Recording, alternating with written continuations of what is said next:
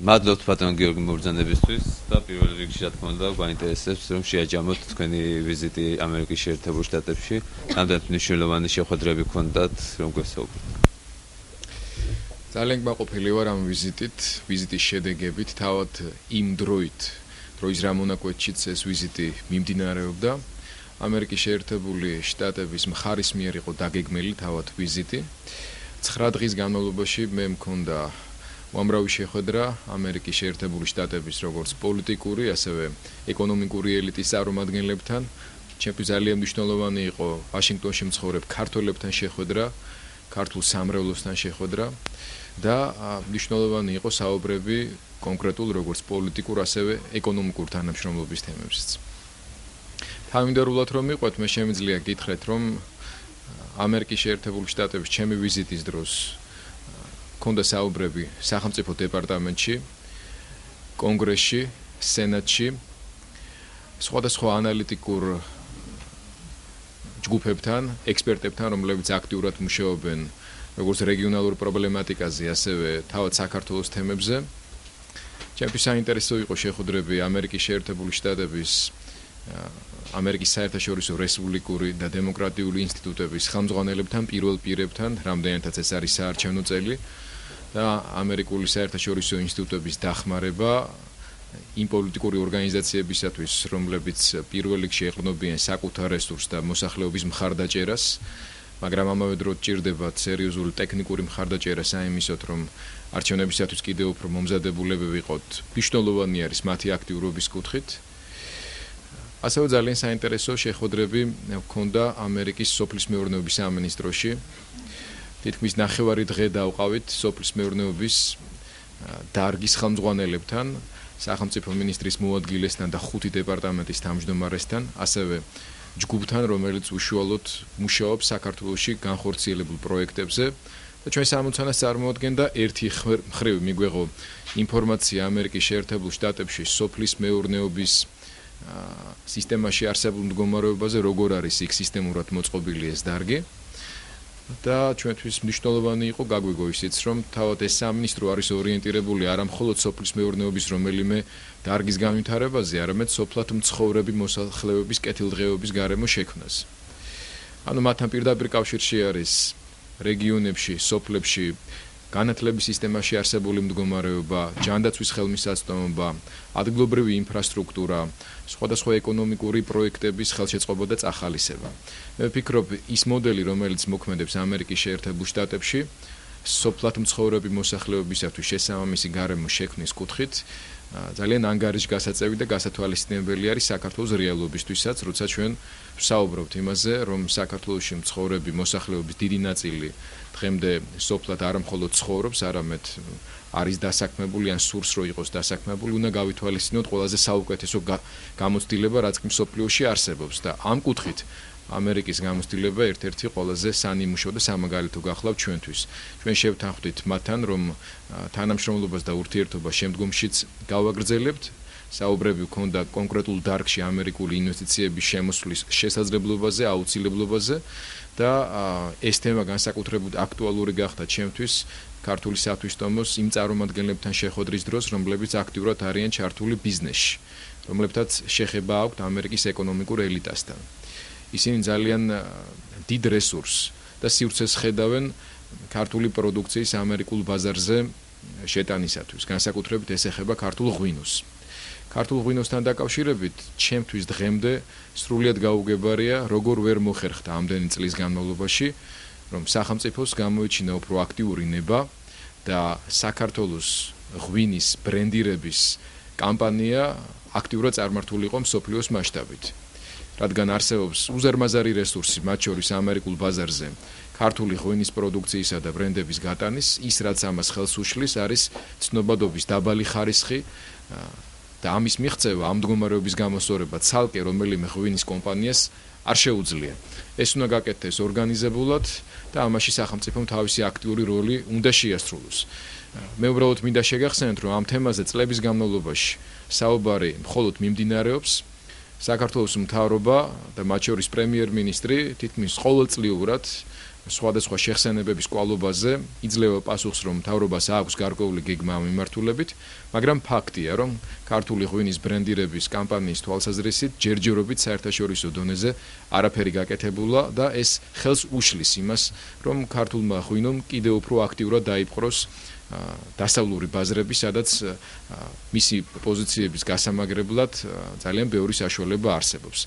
ამერიკის შეერთებული შტატების სოფლის მეურნეობის სამინისტროში მათ შორის ქართული ღვინის პროდუქციის ექსპორტზეც ვლაპარაკობდით და ეს თემა განსაკუთრებით აქტუალური ხდება ამერიკის შეერთებული შტატების პრეზიდენტის ობამას მიერ გაკეთებული განცხადების პარალელურად, რომელიც უკავშირდება ამერიკასთან სავაჭრო ურთიერთობების და თავისუფალი სავაჭრო ურთიერთობების შემდგომ გაგრძელებას და გაღრმავებას.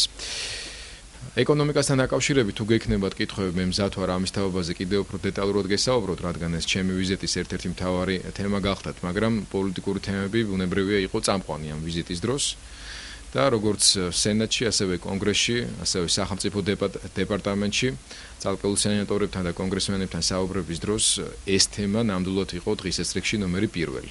ქვეყნის უსაფრთხოების პრობლემები, საგარეო აგრესიისაგან თავდაცვა, პრობლემები, რომელიც უკავშირდება რეგიონში დაძაბულობის ზრდას, პრობლემები, რომელიც უკავშირდება ქვეყანაში არსებულ წინასაარჩევნო გარემოს, დემოკრატიულ ტრანსფორმაციას, კონკურენტულ საარჩევნო გარემოს და იმას, რომ ქვეყანამ 2012 წელს წარმატებით ჩააბაროს გამოცდა დემოკრატიაში.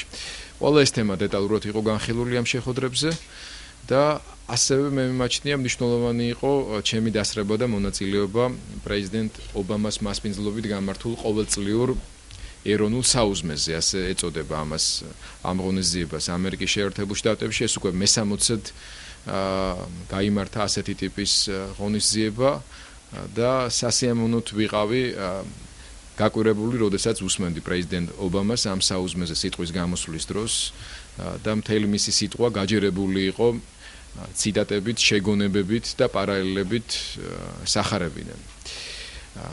ჩვენი სინამდვილისთვის, როდესაც ნებისმიერი ცდელობა, რათა პოლიტიკოსმა ქართულ პოლიტიკაში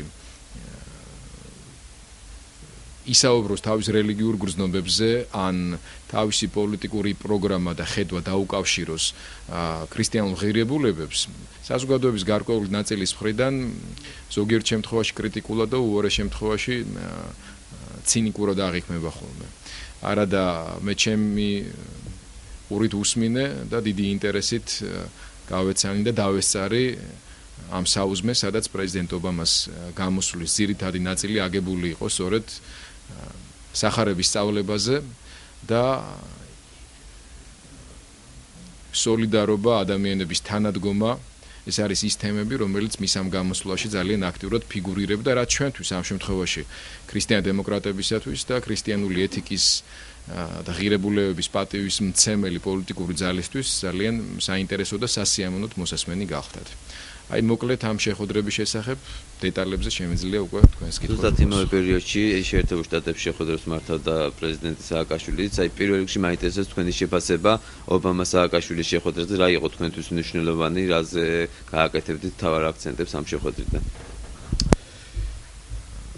ჩემი ეს ვიზიტი დროში შემთხვევით დაემთხვა, თუ ეს იყო კარგად დაგეგმილი, წინასწარ გააზრებული გადაწყვეტილება ამერიკული მხარის მხრიდან, ამას არ აქვს გადამწყვეტი მნიშვნელობა. ფაქტია, რომ საქართველოს ხელისუფლების პირველი პირების ვიზიტს და შეხვედრებს ფაქტობრივად ერთი ნაბიჯი წინ უსწრებდა ჩემი შეხვედრები იმავე სტრუქტურებში. მე არანაირი გადაჭარბებული წარმოდგენის არა ვარ ჩემს თავზე, მაგრამ ის ფაქტი, რომ მე როგორც ქართული ოპოზიციის წარმომადგენელს, ქრისტიან დემოკრატების ლიდერს მქონდა შესაძლებლობა საქართველოს პრეზიდენტთან ამავე სტრუქტურებში გამართულ შეხვედრებამდე მესაუბრა ჩვენს ამერიკელ კოლეგებთან და პარტნიორებთან იმ პრობლემებზე, ხედვებზე, შენიშვნებზე, რომელიც ქრისტიან დემოკრატიულ მოძრაობას და ოპოზიციას გაგვაჩნია მომავალ არჩევნებთან დაკავშირებით, არსებულ თუნდაც საგარეო საფრთხეებთან დაკავშირებით, ქვეყნის შიგნით არსებულ რესურსებთან დაკავშირებით, რაც ეს საფრთხეები იქნეს განეიტრალებული, მე ვფიქრობ ძალიან სარგებლიანი აღმოჩნდა და სარგებლიანი აღმოჩნდება მომავალში ამის ნიშნებს ჩვენ აუცილებლად დავინახავთ. ეს არის ძალიან კარგი წესი ურთიერთობისა ქვეყნის პოლიტიკურ კლასთან.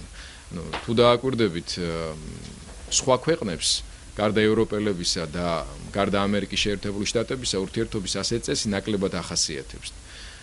აქაც როცა ჩამოდიან ისინი ცდილობენ ჰქონდეთ კონტაქტი როგორც ოპოზიციის ლიდერებთან, ასევე ხელისუფლების წარმომადგენლებთან. მე ვფიქრობ, რომ ზუსტად ურთიერთობათა ამ წესის გამოვლენა იყო ის, როცა მე მქონდა შესაძლებლობა ჩვენს ამერიკელ კოლეგებთან გამემართა შეხვედრები და ამას მოჰყვა მყისიერად უკვე ამერიკის შეერთებული შტატების და საქართველოს პრეზიდენტების შეხვედრა. მე მგონია, რომ ეს არის ძალიან სწორი მიდგომა, როცა შენ იქმნი წარმოდგენას ქვეყანაში არსებულ სიტუაციაზე სხვადასხვა წყაროდან ეს გაცილებით უფრო ობიექტურ დამოკიდებულებას გიყალიბებს შენი პარტნიორი ქვეყნის მიმართ, მით უმეტეს იმ ქვეყნის მიმართ, რომელიც დემოკრატიულ მისწრაფებებში ეჭვი არ უნდა გეპარებოდეს. ამიტომაც მე ერთმნიშვნელოვნად დადებითად შემიძლია მხოლოდ შევაფასოთ ის ფაქტი, რომ მეც მქონდა შესაძლებლობა ჩემი ვიზიტის ფარგლებში შევხედროდი და მესაუბრა ამერიკის პოლიტიკური ელიტის წარმომადგენლებთან და იმავე პერიოდში საქართველოს ხელისუფლების პირველი პირებიც სტუმრობდნენ ვაშინგტონს. მე მიმაჩნია, რომ ამ ტიპის ურთიერთობა ძალიან სასარგებლო არის ჩვენი ქვეყნისთვის და ასევე ჩვენი პარტნიორებისთვის ამერიკის შეერთებულ შტატებში, რომლებიც ძალიან აქტიურად გამოიყენებენ იმ ფაქტებს, შეხედულებებს, შენიშვნებს, რომელიც ქართული ოპოზიციის მხრიდან მათთვის იყო შეთავაზებული. თქვენი ეს გამოცდილება ამერიკაში ყოფნის იმოქმედებს თუ არა საარჩევნო თქვენი პროგრამის ფორმირებაზე? რა თქმა უნდა, მე ვახსენე სოფლის მეურნეობის სამინისტროში ჩვენი ვიზიტი და შეხვედრები. ამერიკის შეერთებულ შტატებშიც და თუნდაც ევროპაში ჩვენი ვიზიტების დროს ჩვენ ვცდილობთ ავიღოთ ყველაფერი კარგი, რაც შეიძლება ჩვენი ქვეყნისთვის იყოს გამოსადეგი. არა მხოლოდ ჩვენი ქვეყნის პოლიტიკური, დემოკრატიული, სისტემური ტრანსფორმაციის მიმართულებით, არამედ ეკონომიკური, სოციალური პროგრამების კუთხითაც. ჩვენ ძალიან აქტიურად მუშაობთ ჩვენი პროგრამის განახლებაზე, პარტიული პროგრამის განახლებაზე. უნებრივია ჩვენ გვექნება ახალი საარჩევნო პროგრამა 2012 წლის საპარლამენტო არჩევნებისათვის. შესაბამისად, ასეთი შეხვედრებისა და ურთიერთობების დროს ჩვენ კოლეგებისაგან ვიღებთ იმას, რაც ადგილზე უკვე ადაპტირებულია და წარმატებით იქნა განხორციელებული ეკონომიკაში, სოციალურ სფეროში, ჯანდაცვაში, განათლებაში, ინფრასტრუქტურული განვითარების კუთხით და ასე შემდეგ. მით უმეტეს, რომ ჩვენ მიგვაჩნია ქრისტიან დემოკრატებს, რომ ქვეყნის ერთ-ერთი მთავარი გამოწვევა არის პრობლემები ეკონომიკაში. თავად პოლიტიკური თვალსაზრისითაც შევხედავთ, ჩვენ პოლიტიკური სტაბილურობა, დემოკრატიული ტრანსფორმაცია, საგარეო საფრთხეებისაგან დაცულობის მეტი შეგრძნება და გარანტიები გვჭირდება მათ შორის სწორედ იმისთვის, რომ ქვეყანაში ეკონომიკური პროცესები უფრო აქტიურად წარიმართოს, შემოვიდეს უფრო მეტი ინვესტიცია, დასაქმდეს უფრო მეტი ადამიანი. ეს მოსახერხებელი და შესაძლებელი იქნება მხოლოდ იმ შემთხვევაში, თუ ჩვენ ერთის მხრივ დემოკრატიულად განვითარდებით და მეორეს მხრივ პოლიტიკურ სტაბილურობას შევინარჩუნებთ. მთელს მსოფლიოში დღეს არის ეკონომიკური კრიზისი, მაგრამ ფული კი არ გამქრალა. უზარმაზარი ფინანსური რესურსი ჰაერშია გამოკიდებული, გაყინულია ფაქტობრივად. 12 ტრილიონამდე ფინანსური რესურსი არის გაჩერებული და ელოდება მდგომარეობის გამოსწორებას, ელოდება როდის იქნება შესაძლებელი ამ ფულის ინვესტირება მსოფლიოს სხვადასხვა ქვეყანაში. ეს ფული ამ ეტაპზე აქტიურად არიდება არც ამერიკის შეერთებულ შტატებში, არც ევროპაში, არც მსოფლიოს რომელიმე სხვა რეგიონში. ეს ფული ძალიან დიდ თანხას წარმოადგენს. ამიტომაც თუ კი ჩვენ საქართველოში მოვახერხებთ იმას, რომ სტაბილურად, მშვიდად და ამავე დროს დემოკრატიულ გამოცდაში წარმატებით არჩევნებ ჩაბარებულები გავატარებთ ამ 2012 წელს, მე შემიძლია აბსოლუტური დარწმუნებით გითხრათ, რომ 12 ტრილიონი არა, მაგრამ ამ თანხის საკმაოდ სერიოზული ნაწილი შეიძლება წარმოვიდეს საქართველოს მიმართულებით და ჩაიდოს ქართულ ეკონომიკაში. ამიტომაც მე მინდა ობამა-სააკაშვილის შეხვედრის, ჩემი ვიზიტის და აი ამ პოლიტიკური კუთხით შეფასებების პარალელურად თქვენი და მთელი საზოგადოების ყურადღება გავამახვილო სხვა მიმართულებაზეც, რაც ჩემი აზრით არანაკლებად მნიშვნელოვანი არის.